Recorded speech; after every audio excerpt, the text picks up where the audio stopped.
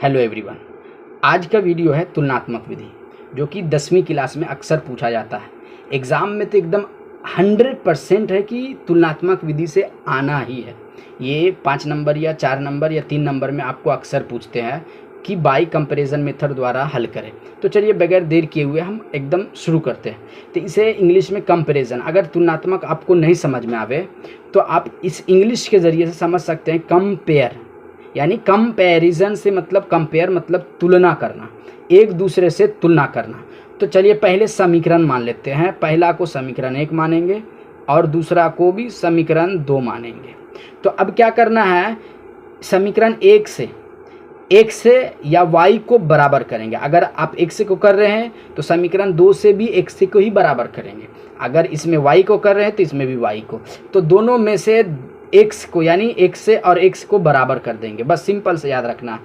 तो 3x minus 2x बराबर 12। तो यहाँ पर हम x को बराबर कर रहे हैं, ठीक है। तो 12 और यहाँ देखिए माइनस है तो प्लस हो जाएगा 2y। x बराबर 12 प्लस 2y अब बटा 3। ये समीकरण 3 मान लेंगे बस। अब ये समीकरण 2 वाला से चले, यहाँ पर लिख सकते हैं समीकरण 1 से लिख दें, बेटर है। अब यहाँ पर लिखेंगे समीकरण 2 से। समीकरण 2 में क्या है, 4x माइनस 5y बराबर 16। तो यहाँ पर भी आपको x के ही बराबर करना पड़ेगा। 4x बराबर 16 प्लस 5y, तो x बराबर 16 प्लस 5y बटा 4। ये समीकरण आप 3 मान लेंगे, सॉरी 4 मान लेंगे।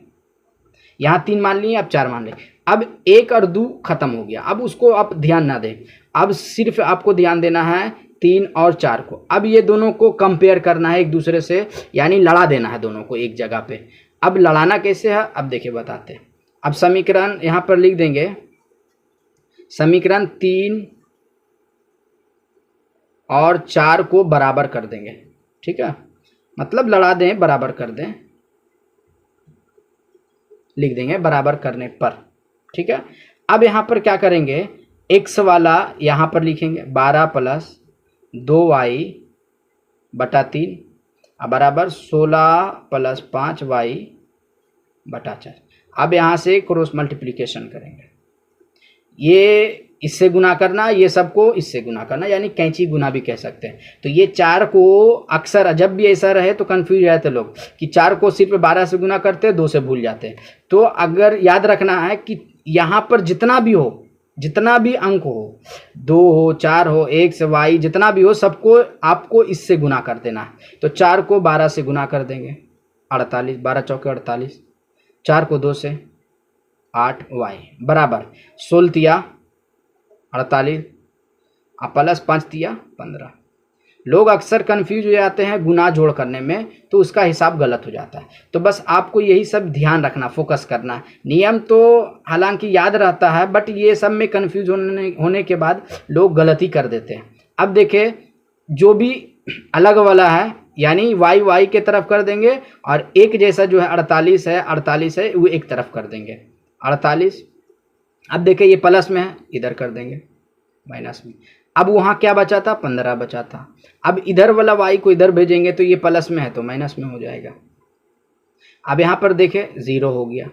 अब यहाँ पर घटा देंगे, 15 में से 8 गया 7y, तो 7y बराबर 0, तो y बराबर 0 बटा 7 बराबर 0।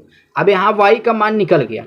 अब ये समीकरण 3 या 4, हम बोले ना 1 और 2 को छोड़ देना, बस उसका काम खत्म हो गया। अब 3 और 4 पे फोकस करिएगा। अब ये 0 का मान 3 में बैठा या 4 में, नो प्रॉब्लम, किसी में भी बैठा सकते हैं। अब यहाँ पर लिख देंगे y का मान समीकरण 3 में रखने पर,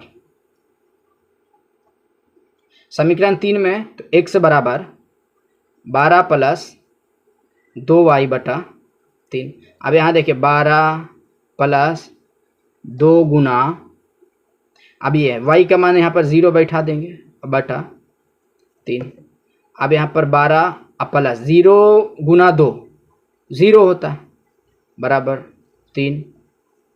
बटा 3, 12 को 0 में जोड़ देंगे 12 ही होएगा बटा 3, तो 3 चौके 12, यानी आपका आंसर आ गया है x बराबर 4 और y बराबर 0। यही आपका आंसर हो जाएगा। यही है तुलनात्मक, यानी अगर आपको बोल जाए तुलनात्मक विधि से तो बस इस तरह से आप बना दे, पहला x को बराबर कर देंगे, दूसरा में भी x को बराबर ही करेंगे।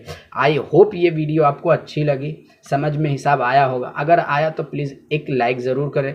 अगर आप चैनल पर नए हैं तो प्लीज़ सब्सक्राइब करके ही जाएं। और अगर कोई भी त्रुटि हो या आपका कोई सवाल हो 10वीं के रिलेटेड या बोर्ड एग्ज़ाम के रिलेटेड तो प्लीज़ एक कमेंट ज़रूर करें।